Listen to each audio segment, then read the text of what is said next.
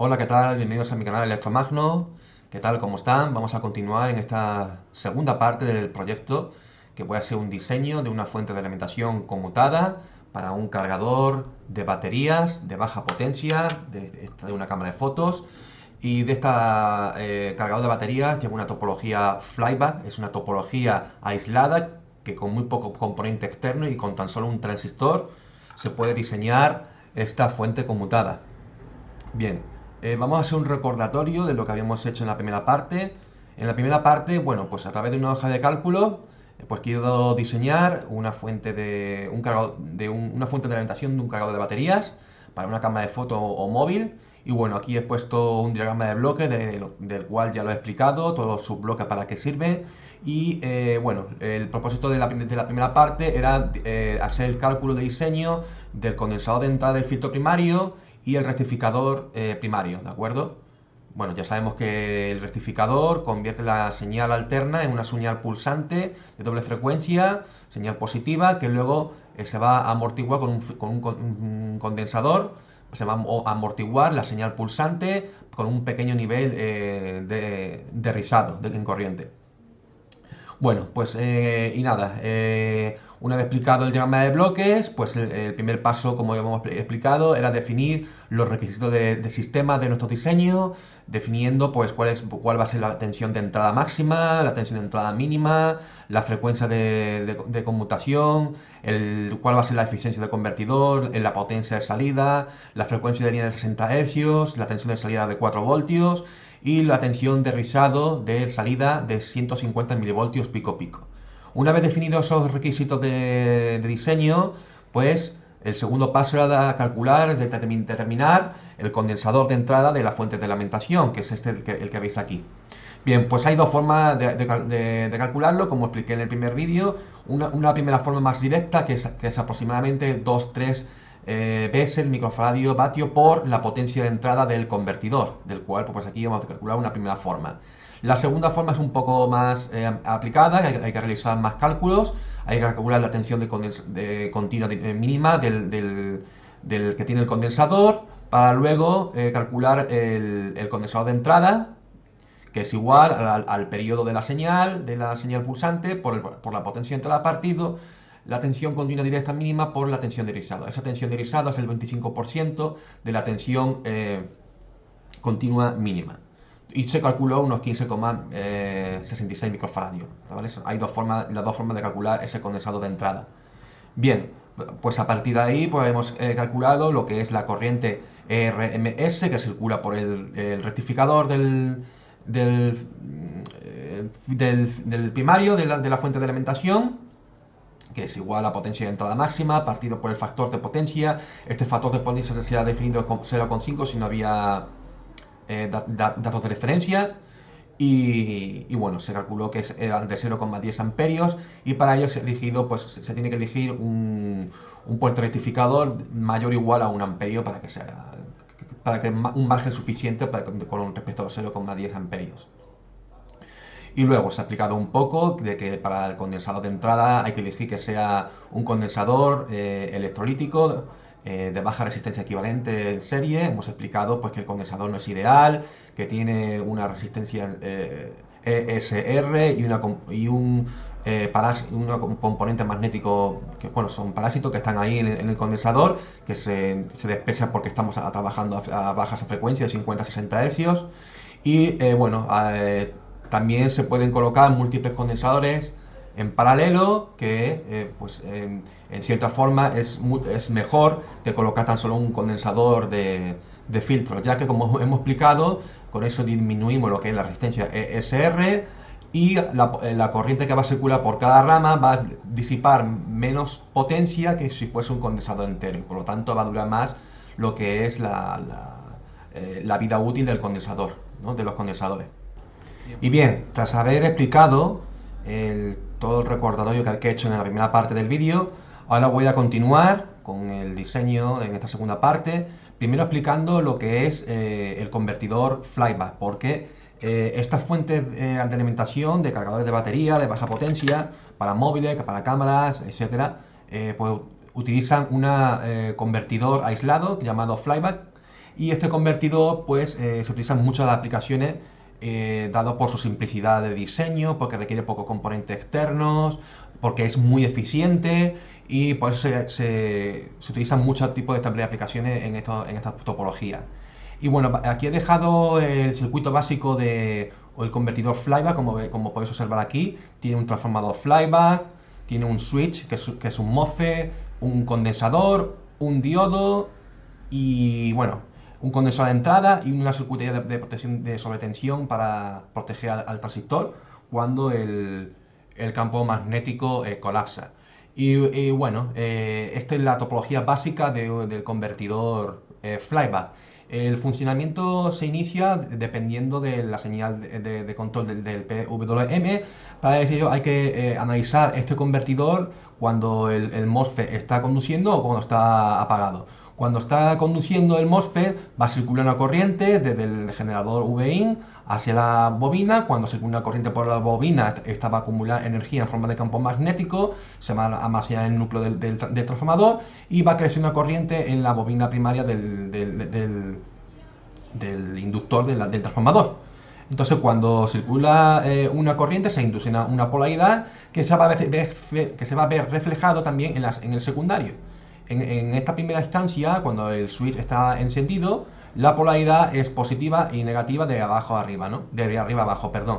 Que se induce una polaridad invertida por los puntos homólogos del transformador, que lo que hacen es que el diodo no esté polarizado directamente, por lo tanto no circula corriente. Y por lo tanto, bueno, pues que sepáis que lo que hace con el switch on de cuando está encendido el transistor es acumular energía en el transformador, nada más. Luego, cuando partimos del encendido a apagado e interrumpimos la corriente que ha circulado por aquí en esta primera rama, lo que va a ocurrir es que cuando se interrumpe una corriente por la bobina del transformador, el campo magnético se colapsa y al colapsarse, pues lo que ocurre es que induce una polaridad que cambia la polaridad en la bobina primaria y por lo tanto se refleja otra tensión invertida en el secundario de nuevo del convertidor, y esta vez sí está polarizado en directa el diodo, circulando corriente a través de la carga y acumulando energía por el condensador. Entonces, bueno, pues eso es más o menos la idea de cómo funciona el convertidor flyback. El convertidor flyback puede trabajar en dos modos de operación: en modo de conducción continua o en modo de conducción discontinua, que es por el cual se hace en este diseño, ya que, se lo voy a explicar más adelante, para el modo de conducción discontinua se utiliza la topología flyback para para baja potencia, por debajo de los 50 vatios. Si lo que queremos nosotros es baja tensión y carga de pocos amperios, entonces el modo de conducción discontinua es la recomendable. Si lo que queremos es mayor tensión y mayor corriente de salida, entonces el modo de conducción continua es el elegido. Pero en este caso, el modo de conducción discontinua tiene ventaja para hacer el diseño de un convertidor flyback de baja potencia. Y bueno, pues lo voy a explicar. Aquí he dejado unas notas indicando, pues lo voy a ir leyendo mientras que lo voy explicando. Bueno, pues como he dicho antes, dependiendo del diseño el transformador, este se puede operar el convertidor flyback en modo de conducción continua o en discontinua. ¿Cuál es la diferencia en el modo de conducción continua y el discontinua? Bueno, pues tenemos que ver aquí las gráficas. Como puedes observar, en el modo de conducción discontinua, que está aquí, toda la energía almacenada en el núcleo del transformador es entregado al secundario en la fase de apagado. Bueno, lo voy a explicar. Como puedes observar aquí, en la fase de apagado, aquí no hay corriente primaria en la bobina del transformador, porque básicamente toda la corriente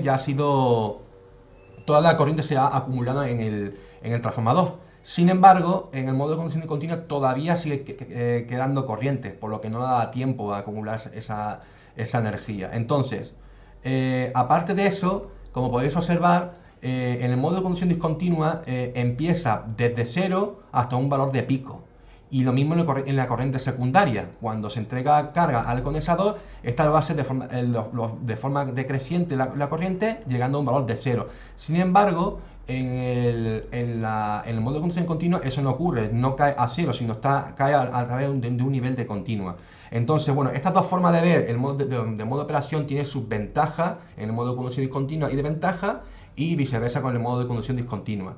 Entonces, bueno, pues buscando información por internet, aquí encontré una tabla de cuáles son esas ventajas, ¿no? Entonces, bueno, pues he investigado de que al empezar por cero y acabar por cero la corriente, tanto en el primario como en el secundario, pues tiene menores pérdidas que en el modo de conducción discontinua.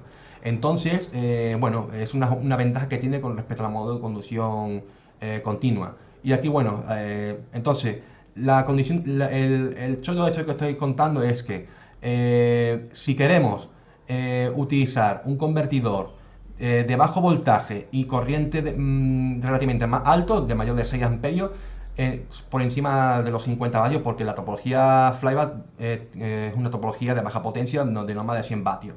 Entonces, si queremos en torno de los 50 a los 100 vatios, lo ideal es el modo de conducción continua. Sin embargo, para baja potencia, debido a, aquí lo pone, lo he puesto yo, debido a que el modo de conducción discontinua permite, claro, ¿qué ocurre? Como el ciclo, como en la bobina primaria le da tiempo a acumular energía, toda la energía, entonces en el secundario, pues aquí en el primario, pues básicamente ha terminado el ciclo de trabajo, no hay corriente como en el modo de conducción continua. Eso quiere decir que el ciclo de trabajo es más corto. Al ser el ciclo de trabajo más corto, claro, pues la frecuencia es mayor, y al ser la frecuencia mayor, pues los diseños de los transformadores en el modo de conducción discontinua son más pequeños. Entonces es una ventaja. Entonces, al ser el transformador más pequeño, pues su respuesta transitoria, su periodo, como el ciclo de trabajo, porque le da tiempo a cargar toda la energía en el primario de la bobina, pues el ciclo de trabajo es más pequeño. Y bueno, esa es la ventaja que tiene el modo de conducción discontinua.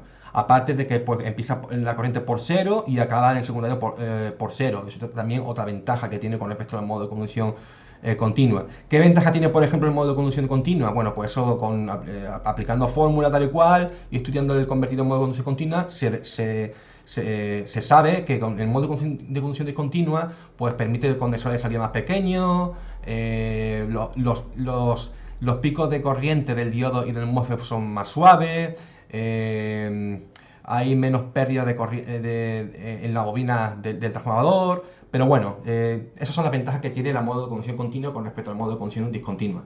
Ya hemos dicho que bueno, que debido a que el modo de conducción discontinua permite transformadores más pequeños bueno, pues permite también proporcionar respuesta transitoria más rápida, claro, porque el ciclo de trabajo es más pequeño.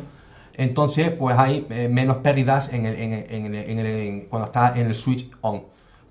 Y bien, tras haber explicado el convertidor flyback, que no ha sido fácil para mí, espero que lo hayáis entendido, pues ahora vamos a seguir con los cálculos de diseño.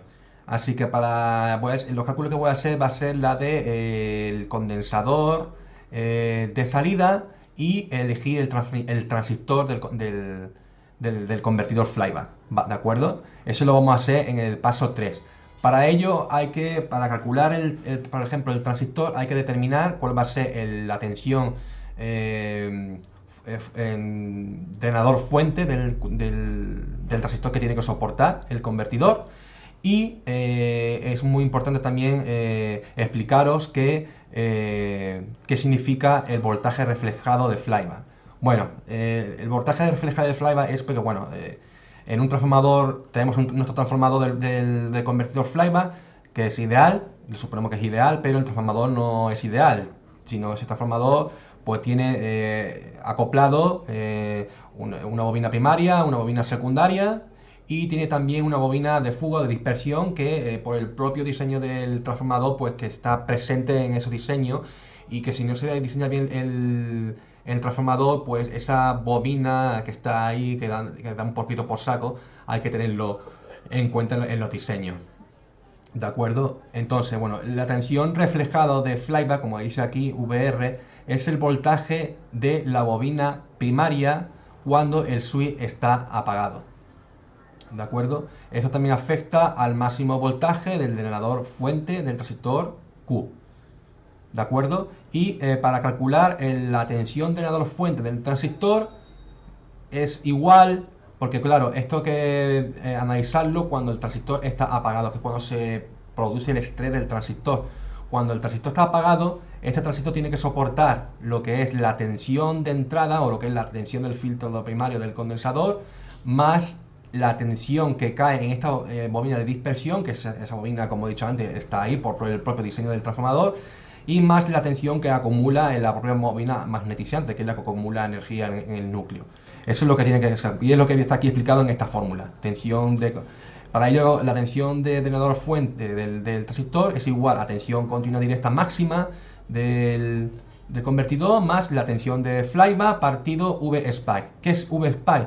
V-spike es la tensión que cae aquí en la bobina de fuga, básicamente, que es el 30% aproximadamente de la tensión drenador fuente del MOSFET. Entonces, para decidir el diseño que queremos hacer con el transistor switch, tenemos aquí una tabla que nos dice que si, por ejemplo, utilizamos un rango de entrada universal, que es la de 85 a 265 voltios de alterna, pues nos aconseja una tensión drenador fuente de 650 vatios, ¿de acuerdo? Y la tensión esa de VR, que es el voltaje a través de la bobina primaria, pues tiene que ser en torno a los 60 y 100 voltios. Aquí he puesto información que busca por internet, donde mira, nos dice lo siguiente: elegir el tensión de voltaje reflejado en el primario es un compromiso que está entre el MOSFET primario y el voltaje de estrés que produce el diodo rectificador. Si lo elegimos demasiado alto, significa que tenemos mayor vueltas en el transformador y por lo tanto mayor tensión de drenador fuente en el transistor del convertidor. Pero tenemos más pérdida de voltaje en el rectificador del diodo. Eso es una teoría que está ahí. Mientras que si el voltaje reflejado del flyback es bajo, tenemos menos vuelta, pero por consiguiente pues tenemos mayor estrés en lo que es en el diodo rectificado. Básicamente es lo que tenemos que hacer. Entonces, bueno, pues para calcular esta fórmula para elegir el transistor, tenemos que calcular esta fórmula del drenador fuente del transistor. Y bueno, básicamente la tensión de continua directa máxima es la tensión máxima del rizado que tenemos del condensador de entrada por la raíz de 2, ¿de acuerdo? Esta pues se obtiene por los 265 voltios multiplicado por la raíz de 2, que son 375 voltios, ¿de acuerdo? Bueno, luego pues la tensión que se ha elegido para lo que es el voltaje reflejado es de 75 voltios, que es el valor intermedio que está aquí en esta tabla. Una vez elegido el voltaje reflejado del flyback, pues tenemos que decidir cuál va a ser el voltaje spike, que es el voltaje de la bobina de dispersión que está por el diseño del transformador, que es el 30% del valor de VDS. Entonces, si elegimos un MOSFET de 650 voltios que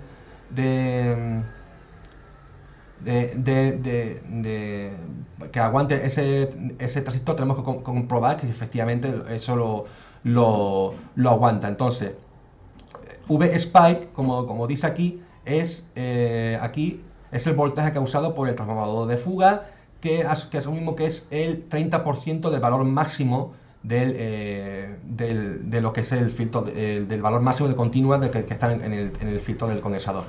Entonces serían los 365 voltios, que se obtiene la multiplicada raíz 2, más los 75 voltios que hemos elegido para el voltaje reflejado del flyback, por el 30% de la tensión continua máxima del convertidor, que son los 365 por el 30%.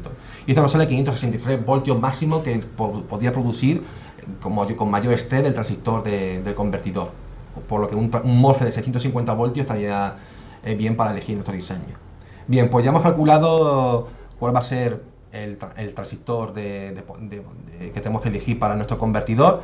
El siguiente paso es calcular el condensador del filtro de salida de lo que es el convertidor de potencia, y esto se puede obtener por medio de una fórmula que es igual a la corriente de salida por NSP, que NSP es el número de ciclos necesarios del reloj para el bucle de control para reducir el ciclo de trabajo de un valor máximo a un valor mínimo. Y esto es igual a alrededor de 10 o 20 ciclos de periodos. Entonces, por ejemplo, seleccionando valor de 20, podemos elegir NSP valor de 20, corriente de salida es 1 amperio, ya que nuestro requisito de diseño, la potencia de salida nuestra es de 4 vatios, la tensión de salida es de 4 amperios, por lo tanto tenemos una corriente de 1 amperio, lo que es en la carga, y la frecuencia de switching de 100 kHz, y la tensión de risada de salida hemos decidido que sea de 150 mV pico pico. Aplicando esta fórmula, pues podemos calcular el condensador de un valor de 1333 microfaradios. Y bueno, con esto voy a dejarlo por el momento por aquí. Hemos calculado lo que es el condensador de salida, del filtro del convertidor, y hemos calculado también cuál va a ser el voltaje de estrés máximo que va a soportar el transistor switch del convertidor del flyback. Así que bueno, lo voy a dejar aquí, y bueno, en el próximo vídeo pues seguiremos haciendo más cálculos de nuestro convertidor de switching para un cargador de batería de baja potencia. Bien, pues muchas gracias, espero que os haya gustado, dejadte un like y nos vemos ya en el próximo vídeo, de la tercera parte. Hasta luego.